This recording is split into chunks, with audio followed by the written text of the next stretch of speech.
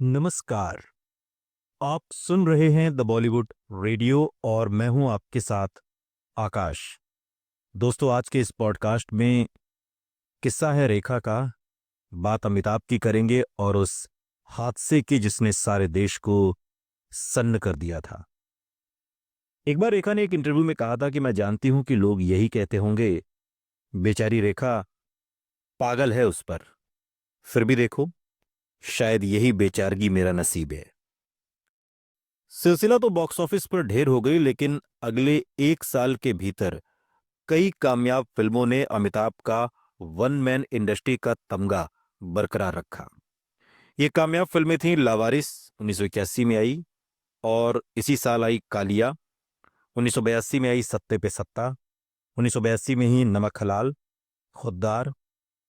इनमें से नमक हलाल और खुद्दार में हीरोइन के लिए रेखा के नाम पर भी चर्चा की गई थी। इसके अलावा 1982 में आई देश प्रेमी और 1982 में ही आई शक्ति। इस बीच अमिताभ की कुछ फिल्में फ्लॉप भी हुईं, जैसे कि नास्तिक और महान। कुल मिलाकर उनका सुपरस्टारडम कायम रहा। 26 जुलाई 1982 को अमिताभ बच्चन बेंगलोर यूनिवर्सिटी के कैंपस में मनमोहन देसाई की फिल्म कुली की शूटिंग कर रहे थे। सीन के दौरान जिस विलेन की पिटाई अमिताभ बच्चन को करनी थी, वो एक नए कलाकार पुनीत इस्सर थे, जो मार्शल आर्ट्स में चौथी डिग्री के ब्लैक बेल्ट हासिल कर चुके थे। ये एक बेहद सामान्य सा एक्शन सीन था, जिसके लिए वो 7 बार रिहर्सल कर चुके थे। इसके बाद फाइनल टेक हुआ। पुनीत को वो एक एक पल अच्छी तरह से याद है, और वो बताते हैं कि अमित जी बहुत जोश में थे, और जैसा कि मुझे करना था, मैंने पंच मारने की कोशिश की, एक्टिंग की, और उन्हें उठाकर टेबल पर पटका। लेकिन अमित जी उछलकर पलट गए और टेबल से नीचे गिर पड़े। अमिताभ ने तुरंत कहा, मुझे लग गई, लेकिन उन्होंने पुनीत से कहा, रिलैक्स, ये सब शूटिंग में होता रहता है, हम सिर्फ फिल्मी फाइट ही तो कर रहे थे। ये तमाम बातें सालों बाद एक इंटरव्यू में पुनीत इस्सर ने कही। अमिताभ उठे और वहां से चले गए। शूटिंग लगातार चलती रही, मगर किसी को भी ये अंदाजा नहीं था कि चोट कितनी गंभीर थी। अगली सुबह जांच हुई तो पता चला कि अमिताभ की आंतों में गहरी चोट आई थी। बेंगलोर में उनका ऑपरेशन किया गया, लेकिन हालत बिगड़ती चली गई। इस समय तक मीडिया के जरिए पूरे देश में खबर फैल चुकी थी कि बॉलीवुड के सबसे चहेते सितारे को जानलेवा चोट लगी है, और अब उसकी हालत नाजुक है। इस खबर ने पूरे देश में एक ऐसा हिस्टीरिया, दीवानगी का ऐसा आलम पैदा कर दिया कि कभी किसी फिल्मी सितारे के लिए अब तक तो नहीं देखा गया था। पूरा देश मानो सदमे में था। हर जगह लोग अमिताभ बच्चन की जान की सलामती की दुआ कर रहे थे। बेंगलोर से अमिताभ को मुंबई के ब्रीच कैंडी अस्पताल लाया गया, जहां अमिताभ के मुताबिक वो लगभग कोमा जैसी हालत में थे, और कुछ पलों के लिए वो मौत की कगार पर पहुंच गए थे। अमिताभ उस अस्पताल की दूसरी मंजिल पर बने आईसीयू में थे, जहां उन्हें जीवन रक्षक उपकरणों के सहारे रखा गया था। एक ट्यूब उनके गले में डाली गई थी और सीने में बंधे रेस्पिरेटर से उन्हें सांस दी जा रही थी। वो लगभग कंकाल जैसे हो चुके थे। मगर इन हालात में जया के पास रोने का वक्त नहीं था। वो पल पल अमिताभ की सलामती के लिए प्रार्थना कर रही थीं। उन्होंने अपने पति की देखभाल में कोई कोर कसर बाकी नहीं रखी। वो हर मुमकिन जगह उनके लिए प्रार्थना करने जा रही थीं। सिद्धि विनायक मंदिर, माहिम चर्च, हाजी अली, यहां तक कि वो उस वक्त के अंडरवर्ल्ड डॉन वरदराजन मुदलियार के घर किए गए हवन में भी शामिल हुई। जया को मानो होश ही न था। बस कुछ भी करके वो अमिताभ को ठीक देखना चाहती थी। अस्पताल से नियमित समय पर हेल्थ बुलेटिन जारी किया जाता था। अखबारों में बड़े बड़े इश्तेहार छपते, जिनमें गेट वेल सून लिखा होता था। तत्कालीन प्रधानमंत्री इंदिरा गांधी भी उन्हें देखने के लिए गई थीं। इंदिरा के बेटे और अमिताभ के करीबी दोस्त राजीव गांधी उस वक्त अमेरिका में थे, लेकिन हादसे की खबर सुनकर वो तुरंत भारत लौट आए। कुछ ही दिनों के भीतर तमाम नामी गिरामी लोग अस्पताल में अमिताभ को देखने के लिए पहुंच चुके थे। सिर्फ एक इंसान को अमिताभ से मिलने की इजाजत नहीं थी, और वो थी रेखा। कहा जाता है कि रेखा के अस्पताल में दाखिल होने पर पाबंदी लगा दी गई थी। ऐसी हालत में जब अमिताभ जिंदगी और मौत के बीच झूल रहे थे, उन्हें देखने तक की इजाजत न मिलना वाकई बेहद तकलीफदेह और दिल तोड़ने वाला रहा होगा। ये यूं कहें कि ये किस्मत के सितम की इंतहा थी। उस समय प्रेस में छपी खबरों के मुताबिक जया नहीं चाहती थी कि ऐसे वक्त में रेखा का साया भी अमिताभ पर पड़े। फिल्मकार प्रकाश मेहरा ने उन दिनों को याद करते हुए एक इंटरव्यू में कहा, अगर रेखा ने मुझसे कहा होता तो मैं जया को मनाने की कोशिश जरूर करता। यहां कोई इंसान मर रहा था, ऐसे में सब भूल जाओ, और कुछ नहीं तो एक सह कलाकार की हैसियत से ही सही रेखा को मिलने की इजाजत दी जानी चाहिए थी। ये बात मनमोहन देसाई ने सालों बाद एक इंटरव्यू के दौरान कही थी, उस पूरे घटनाक्रम को याद करते हुए। मूवी मैगजीन में छपी एक रिपोर्ट के मुताबिक रेखा एक सुबह सूरज उगने से भी पहले बिना किसी मेकअप के और सादी सफेद साड़ी पहनकर अस्पताल पहुंच गईं। उस समय किसी तरह उनको अमिताभ को देखने की इजाजत मिल गई। वो चुपचाप ऊपर उनके कमरे तक गईं, दरवाजे के सामने कुछ देर खड़ी रहीं, उन्हें बस देखती रहीं, फिर शायद मन ही मन एक खामोश प्रार्थना की। बाद में फिल्म फेयर मैगजीन में दिए एक धमाकेदार इंटरव्यू में रेखा ने उन दिनों को याद करते हुए कहा, मैंने इस हादसे की घटना से काफी कुछ सीखा जो मैं पिछले 27 साल में नहीं सीख पाई थी। वो मैंने इन 6 महीनों में सीख लिया। इस वाक्य ने मुझे कहीं बेहतर और मजबूत इंसान बनाने में मदद की, और मुझे इस बात का गर्व है कि इस दौर से निकलने के बाद दुनिया का सामना करने की मेरी हिम्मत और बढ़ गई थी।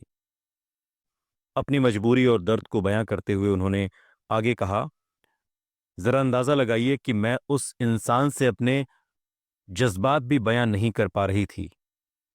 मैं इस बात का एहसास भी नहीं कर पा रही थी कि उसके ऊपर क्या गुजर रही थी। यह एहसास बहुत ही तकलीफ देने वाला था। मुझे मौत मंजूर थी, पर बेबसी का यह एहसास नहीं। मौत भी इतनी बुरी नहीं होती होगी। बेबसी के उस आलम में रेखा भी भगवान और आध्यात्म की तरफ मुड़ गईं। खबरों के मुताबिक उन्होंने उज्जैन के महाकालेश्वर में जप करवाया था। वो तिरुपति भी गईं और तय किया कि पहाड़ी पर मंदिर तक नंगे पांव जाएंगी। अमिताभ बच्चन मौत के मुंह से वापस लौट आए। 14 नवंबर 1983 को रिलीज हुई कुली ने सफलता के तारे कीर्तिमान को ध्वस्त कर दिया। यह फिल्म 1983 की सबसे ज्यादा कमाई करने वाली फिल्म बनी और उस पूरे दशक की सबसे कामयाब फिल्मों की लिस्ट में शुमार हो गई। इस फिल्म से जुड़े हर शख्स को इसकी कामयाबी से फायदा हुआ, सिवाय पुनीत इस्सर के। उन्हें राष्ट्रीय विलन का दर्जा तक दे दिया गया। बाद के दिनों में पुनीत एक इंटरव्यू में कहते हैं कि मुझे इस फिल्म से जरा भी फायदा नहीं हुआ। वास्तव में यह मेरे ऊपर एक धब्बे की तरह है। प्रेस ने मुझे जीता जागता शैतान बना दिया। मैंने दोबारा कभी अमित जी के साथ काम नहीं किया। हालांकि पुनीत की मुश्किलें यहीं खत्म नहीं हुई। इस हादसे के लगभग 32 साल के बाद रेखा अपनी फिल्म सुपर नानी के प्रमोशन के लिए टीवी के रियलिटी शो बिग बॉस में आईं, और इस शो में पुनीत इस्सर भी एक प्रतिभागी थे।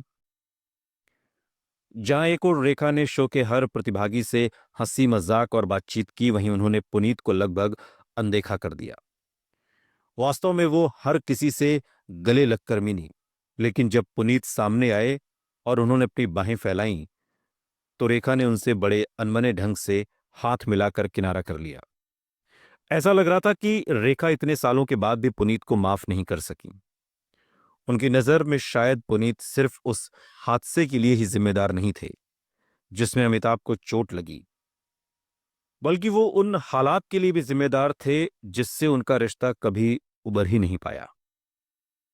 जब बिग बॉस के सेट पर पुनीत ने रेखा से कहा, रेखा जी, मुझे आपको देखकर बहुत सारे ख्याल आ रहे हैं, तो बिल्कुल शांत भाव से रेखा ने तुरंत जवाब दिया, मेरे दिमाग में भी आपको लेकर बहुत सारे ख्याल आ रहे हैं।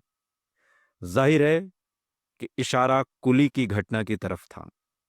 अचानक मिले रेखा के इस जवाब पर पुनीत सहम गए और उन्होंने माहौल को सामान्य करने की कोशिश में और शायद चैनल की स्क्रिप्ट के मुताबिक एक शेर कहा, जिसकी सजा तुम हो, मुझे वैसा कोई गुनाह करना है। और रेखा ने इस पर तुरंत कहा, और कितने गुनाह करेंगे आप। कहा जाता है कि कुली के हादसे ने रेखा, अमिताभ और जया की जिंदगी बदल दी। और ऐसा भी माना जाता है कि यह हादसा और मुश्किल वक्त अमिताभ और जया को फिर से करीब ले आया और इसी वक्त ने रेखा को उनके अकेलेपन की ओर ढकेल दिया। मूवी मैगजीन की खबर के मुताबिक जब अमिताभ अस्पताल में जिंदगी की जंग लड़ रहे थे, उसी दौरान रेखा ने अपनी फिल्म उमराव जान का प्रीमियर आयोजित किया और खुद ही सभी लोगों को निमंत्रण पत्र भेजा। हालांकि वो प्रीमियर के दौरान नीले रंग की चूड़ीदार सलवार कमीज में बेहद खूबसूरत लग रही थीं, लेकिन उनके चेहरे पर जैसे खुशी थी ही नहीं। प्रीमियर भी एकदम बेजान सा था और कोई नामी सितारा भी वहां नहीं पहुंचा था। पूरी फिल्म इंडस्ट्री को लगा कि ऐसे समय में जबकि अमिताभ की हालत बेहद नाजुक थी, इस पार्टी का कोई मतलब नहीं था। रेखा ने इस पर कहा था कि ऐसा लग रहा था कि जैसे मुझे मुझे ही हर चीज के लिए गुनहगार ठहराया जा रहा था, खासकर ऐसे वक्त में जब मुझे लगता था कि लोगों को मेरे साथ हमदर्दी जतानी चाहिए थी।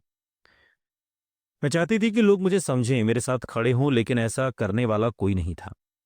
किसी भी लिहाज से देखें तो ये मेरी जिंदगी का सबसे बुरा वक्त था।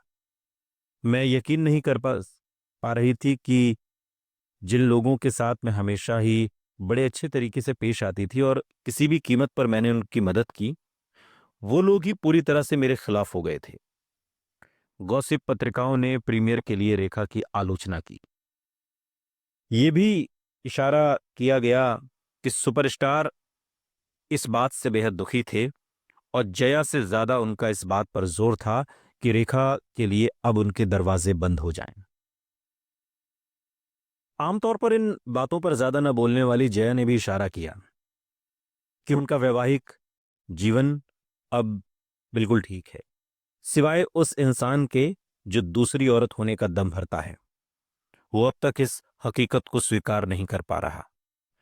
जया ने कहा कि अगर कोई मर्द विवाहेतर संबंध रखता है लेकिन अपनी शादी को खत्म नहीं करता है, हालांकि वो यही रट लगाता है कि वो फंस चुका है क्योंकि उसकी पत्नी बेहद बुरी है वगैरह वगैरह, और इसके बावजूद उसका घर पूरी तरह से एकजुट है, उसके बच्चे ठीक से जीवन जी रहे हैं, जिंदगी में सब कुछ ठीक चल रहा है, तरक्की हो रही है, वो सही वक्त पर चला जाता है, तो ऐसे में क्या आप खुद अंदाजा नहीं लगा सकते?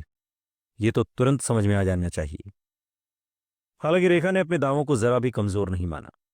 फिल्म फेयर मैगजीन को दिए अपने एक मशहूर इंटरव्यू में अमिताभ की ओर से किसी भी रिश्ते से इनकार किए जाने के मुद्दे पर रेखा ने कहा, उन्हें ऐसा क्यों नहीं करना चाहिए था। उन्होंने अपनी छवि, अपने परिवार और अपने बच्चों को बचाने के लिए ऐसा किया। मुझे इस बात से कोई फर्क नहीं पड़ता कि लोग मेरे बारे में क्या सोचते हैं। मुझे लगता है कि ये सही था। लोगों को ये बात जानने की क्या जरूरत है कि मैं उन्हें प्यार करती हूं या वो मुझे प्यार करते हैं। मैं उन्हें प्यार करती हूं और वो मुझे, बस इतना ही काफी है। सुनते रहिए द बॉलीवुड रेडियो, सुनता है सारा इंडिया।